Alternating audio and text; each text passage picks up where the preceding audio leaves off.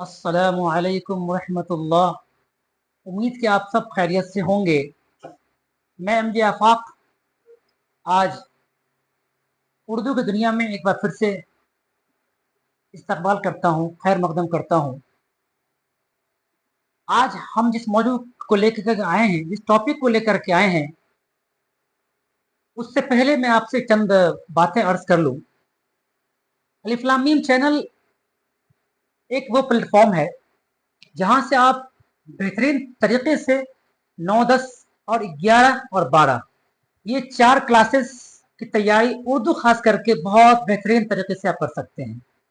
यकीन मानिए, अगर आप सारे वीडियोस को देख रहे हैं, सिस्टम वे में अगर देख रहे हैं, वीडियो नंबर 1, 2, 3, 4, तो हमें लगता है कि बहुत फायदा आपको होने वाला है। इस बार हम जो शुरू कर रहे हैं, आज पहला दिन, हालांकि निसाब के हिसाब से जो बिहार गवर्नमेंट का निसाब है उसके अकॉर्डिंग हम कुछ पीछे जरूर हैं, हम लेट जरूर आए हैं, लेकिन कोई नहीं, हम बहुत जल्द वहां पहुंच जाएंगे जहां बिहार गवर्नमेंट का निसाब है कि मई के 1 तारीख में कहां होना चाहिए।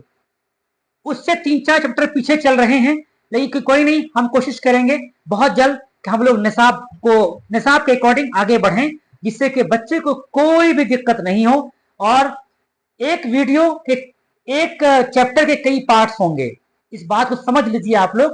ये 10वीं क्लास का पहला चैप्टर है, आप बोर्ड पे देख रहे होंगे। 10वीं क्लास का उर्दू में पहला चैप्टर है खुदाए अजुजल।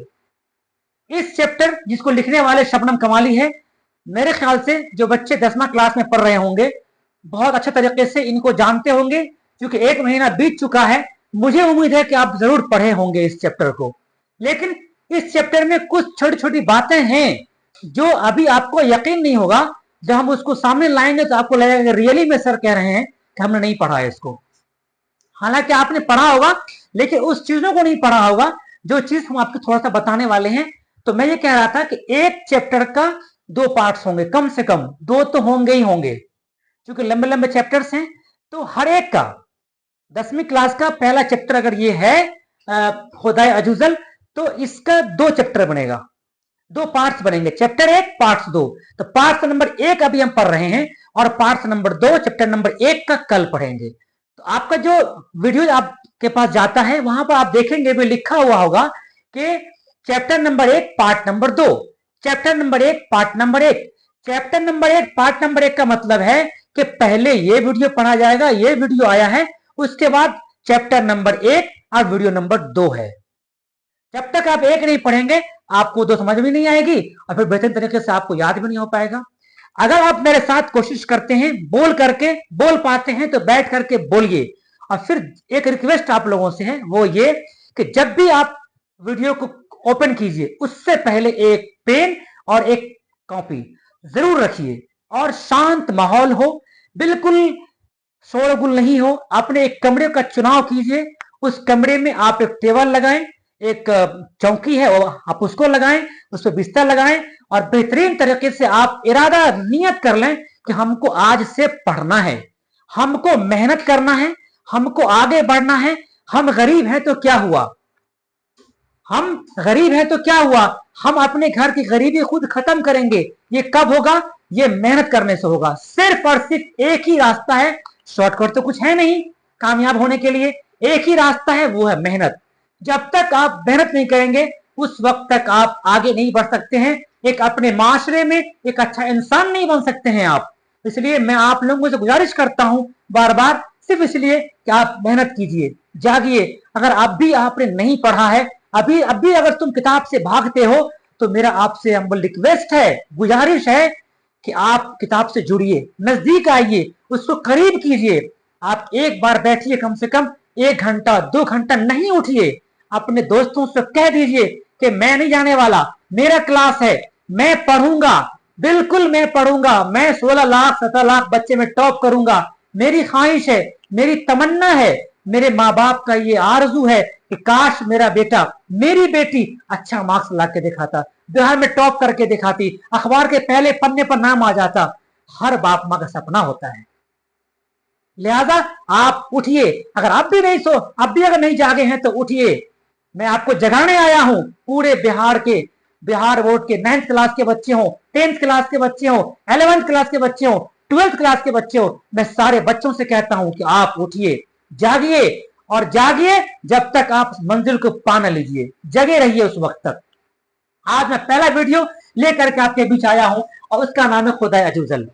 ये हमद है बहुत आसान चैप्टर, बच्चे आप शायद पढ़ लिए होंगे, लेकिन उसमें चंद चीजें हैं, जैसे जो इनका चैप्टर है पहला शबनम कमाली, तो शबनम कमाली का जो चैप्टर है उससे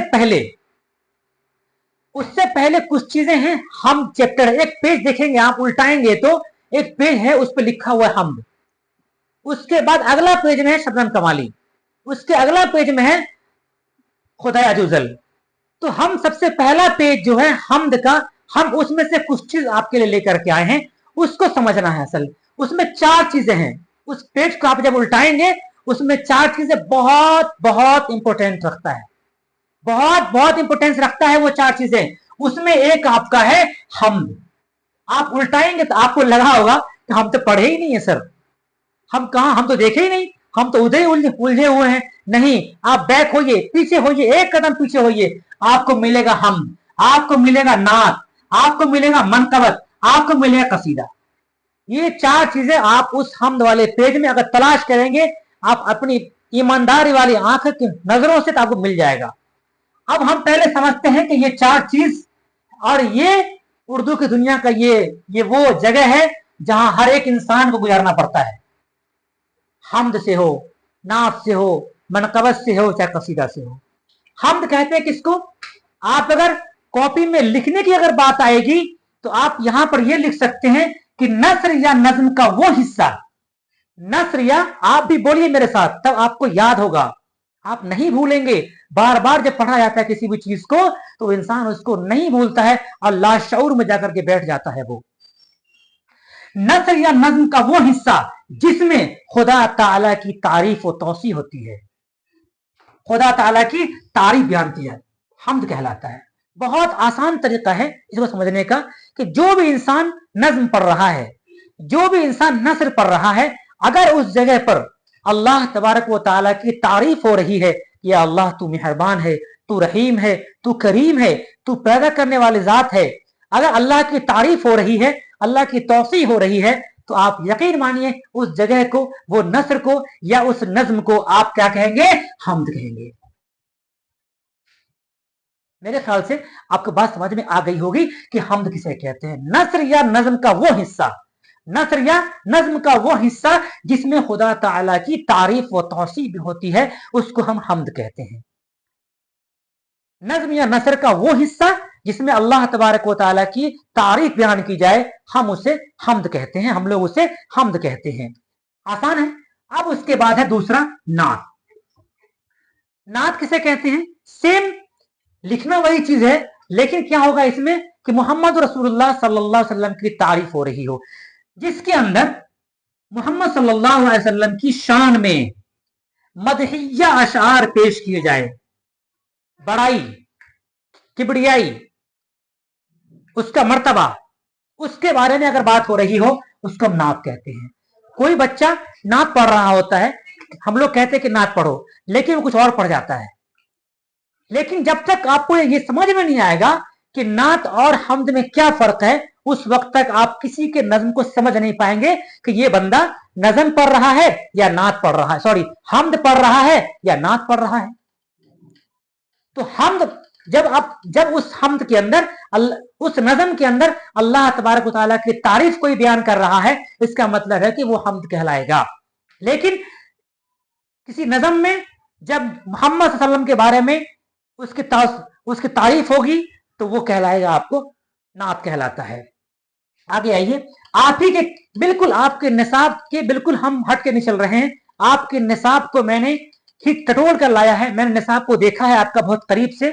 हम कोशिश करेंगे कि मई के महीने में अप्रैल का भी सेशन को कंप्लीट करके और मई का जहां होना चाहिए हम वहां पहुंच करके इंशाअल्लाह अज़ीम एक बेहतरीन तरीके से उसके सवालात हैं, उसके मानी हैं, उसके लफ्ज अल्फाज हैं, जितनी भी हैं उसकी फिल इन द ब्लैंक्स है, उसको जितने भी सवालात हैं ऑब्जेक्टिव्स हैं, वो सब के सब हम चाहते हैं कि आपका बिल्कुल बिहार गवर्नमेंट का जो सिलेबस है उसके अकॉर्डिंग हम चलेंगे आगे। थोड़ा सा और आगे बढ़ते हैं। अब अगला है मनकबत। मनकबत किसे कहते हैं? इसमें मैंने क्या पढ़ा, हमद में किसकी तारीफ होगी? अल्लाह तबारक व तआला की। नात में किसकी तारीफ होगी? मोहम्मद रसूलुल्लाह की।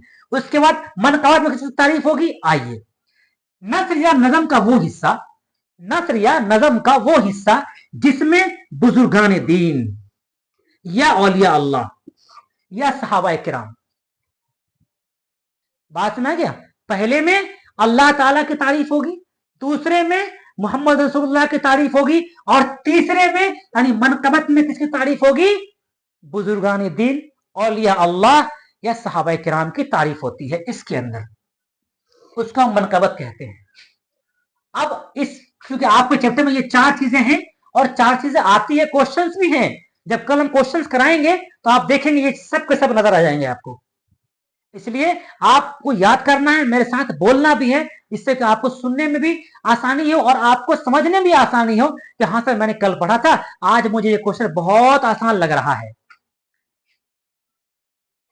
उस नज़म या नस्र को कहा जाता है कसीदा जिसमें किसी शख्स की मदह यानी तारीफ, कोई ऐसा नज्म हो या नस्र है या नज्म हो जिसमें किसी इंसान की बड़ाई हो रही हो या बुराई हो रही हो, उस नज्म के जरिया से उस इंसान की अच्छाई या बुराई, मदह या हिज्व यानी बुराई, दोनों में से कोई एक अगर कोई कर रहा है तो वह कसीदा कहलाता है। बहुत आसान तरीके से बताया मैंने आपको कि कसीदा उस नज्म या नसर को कहा जाता है जिसमें किसी शख्स की मदह यानी तारीफ हो रही हो उस नज्म के जरिया, या उस नज्म के जरिया हिज्व यानी बुराई हो रही हो। दोनों हालत में किसी इंसान का अगर तज़किरा हो रहा है तो उस तज़किरा को आप कसीदा कह सकते हैं। यही चार चीजें हैं जो आपके पहले पेज में है, मेरे ख्याल से आपकी नजर शायद उस पर नहीं गई होगी जो मैंने आपके सामने लाया। चारों बिल्कुल आसान है, कोई मुश्किल नहीं है। हमद में अल्लाह ताला की तारीफ होती है, और कॉपी में लिखेंगे आप तरतीब तरीके से, अब इस तरीके से लिख सकते हैं सजा करके उसको। उसके बाद नात में मोहम्मद रसूलुल्लाह की तारीफ होगी, मनकबत में बुजुर्गान दीन, औलिया अल्लाह या सहाबा किराम की तारीफ होगी, और कसीदे में किसी तारीफ होगी? किसी शख्स की बड़ाई या बुराई, मदह या हिज्र, दोनों में से कोई एक अगर कर रहा है या हो रहा है कहीं पर, इसका मतलब वो कसीदा में जाएगा। ये आपको चार चीजें था जो उस पेज में था। अगला पेज देखते हैं, उसके बाद क्या है। उसके बाद शबनम कमाली की बात आती है। तो शबनम कमाली पहला चैप्टर है आपका, उन्होंने एक हमद लिखा है, उस हमद का नाम है खुदा अज़्ज़वजल। उसके थोड़ा सा हम लोग आज ये समझते हैं कि ज्यादा उनके अंदर है नहीं चैप्टर्स में, लेकिन हम जानते हैं थोड़ा सा इस बारे में कि इनका असल नाम क्या था। शबनम कमाली का असल नाम, शबनम कमाली का असल नाम मुस्तफा रजा। बोलिए क्या था? मुस्तफा रजा। क्या था? मुस्तफा रजा। क्या था? मुस्तफा रजा। शबनम कमाली का असल नाम मुस्तफा रजा। अब इसकी बात करते हैं कि ये पैदा कहां हुए और कब हुए। आपको याद होगा कि सीतामढ़ी बिहार में एक जिला है, उस जिले में एक जगह का नाम है पोखरेरा। सीतामढ़ी बिहार में एक जिला है, उस जिले में एक जगह का नाम है पोखरेरा। उस जिले में ये मुस्तफा रजा साहब यानी शबनम कमाली साहब की पैदाइश हुई है, और जो पैदा हुए हैं आपके स्क्रीन पर देख रहा होगा कि 22 जुलाई 1938 को, 22 जुलाई 1938। ऑप्शन पूछता है, ऑप्शन में क्या दे देगा? 21 जुलाई 38। ऑप्शन में क्या देगा? 20 जुलाई 38। ऑप्शन में क्या देगा? 23 जुलाई 38। मालूम ये हुआ कि आपको डेट याद ही नहीं है। साल तो याद कर लिया आपने, लेकिन डेट याद नहीं है। आप गलत मार के चले आए। जब घर पर आप आए आपने देखा अरे ये तो हमको लगना था, ये गलत हो गया हमारा, हम तो याद किए थे। आपको तारीख भी याद रखनी है। 22 जुलाई 1938 ईस्वी को बिहार स्टेट के सीतामढ़ी जिला के पोखरेरा जगह पर इनकी पैदाइश हुई है। कल जो हम पढ़ेंगे उससे पहले थोड़ा सा हम जानते हैं कि शेरी मजमूए इन्होंने कौन कौन से शेरी मजमूए लिखे हैं। 5 हैं। आप मेरे साथ बोलिए, आपको याद कराना मकसद है, आपको याद आ जाएगा, और उसको लिखिए भी, बार बार लिखिए तो आपको याद होगा। देखिए, अनवार अकीदत, बोलिए अनवार अकीदत, अनवार अकीदत, अनवार अकीदत, अनवार अकीदत। अगला है रियाज अकीदत, रियाज अकीदत। क्या है? रियाज अकीदत। क्या है? रियाज अकीदत। अनवार अकीदत, रियाज अकीदत, जिया अकीदत। अनवार अकीदत, रियाज अकीदत, जिया अकीदत। उसके बाद है सुहबाए अकीदत। क्या है? सुहबाए अकीदत। क्या है? क्या है? सुहबाए अकीदत। और आखिरी है फिरदौस अकीदत। क्या है? फिरदौस अकीदत, फिरदौस अकीदत, फिरदौस। यही 5 इनका शेरी मजमुआ है जो आपके निसाब में है। पहला क्या है? अनवार अकीदत। क्या है? अनवार अकीदत। दूसरा क्या है? रियाज अकीदत। क्या है? रियाज अकीदत। क्या है? रियाज अकीदत। तीसरा क्या है? जियाए अकीदत। चौथा क्या है? सुहबाए अकीदत। और पांचवा क्या है? फिरदौस अकीदत। कल हम लोग जब इस चैप्टर को आगे पढ़ेंगे उससे पहले आप एक नजर जरूर देख लीजिए कि चंद मीनिंग है जो मैंने आपकी जो ये खुदाए अजूजल है उसमें से निकाल करके, और आपके निसाब में बहुत सारी चीज इसमें वर्ड मीनिंग में नहीं है, उसको मैंने लाया है, जिससे कि आपको जब मैं कल पढ़ाऊंगा खुदाए अजूजल तो आपको पूरे तरीके से फ्रेम आपके दिमाग में बैठ जाएगा कि इसमें खुदाए अजूजल में इस शबनम कमाली ने क्या बातें कही है। सना, सना के मतलब तारीफ करने के आते हैं, बिल्कुल आप समझ सकते हैं चीज को आसानी तरीके से। सना के मतलब तारीफ करना। उसके बाद पायमाल, पायमाल का मतलब पांव से मसला हुआ, पांव से मसला। हालांकि शुरुआत हमें यहां से करना था। फैज, फैज का मतलब करम, इनायत। फैज का मतलब करम, इनायत। दूसरा खालिक, पैदा करने वाला, यानी अल्लाह तबारक व तआला। उसके बाद अजूजल, क्या है? अजूजल आप यहां पे देखकर लिखा हुआ है अजूजल। क्या आपने कभी सोचा खुदाए अजूजल, खुदा का मतलब तो खुदा है, अजूजल के मतलब क्या होता है? आइए यहां आपने देखा बड़ाई वाला, यही मैं कह रहा था आपको कि अजूजल में क्या होता है? बड़ाई वाला। उसके बाद है बज्म, बज्म का मतलब होता है महफिल, बज्म का मतलब महफिल। उसके बाद कायनात, दुनिया, कायनात मीन्स दुनिया, कायनात मीन्स दुनिया। उसके बाद जमाल, जमाल का मतलब होता है हुस्न, खूबसूरत। जमाल मीन्स हुस्न, खूबसूरत होता है। उसके बाद है एक महाल, महाल का मतलब होता है नामुमकिन, नामुमकिन। हमदो सना, तारीफ, हमदो सना, तारीफ। दहर का मतलब दुनिया, दहर मीन्स दुनिया। अभी कल चैप्टर में आएगा ये चीजें सारी सारी आपके सामने में। दहर मीन्स क्या होता है? दुनिया, दहर मीन्स दुनिया, दहर मीन्स दुनिया। जुल्मत का मतलब अंधेरा। अब उसके बाद है बेनवा, बेनवा बेकस, बेबस। सना का मतलब तारीफ। और एक है पायमाल, पायमाल का मतलब होता है पांव से मसला हुआ। ये सारे ऑब्जेक्टिव, ये सारे मीनिंग जो है लफ्ज आपको कल दिखाई देगा किसमें? हमद में, खुदाए अजूजल में।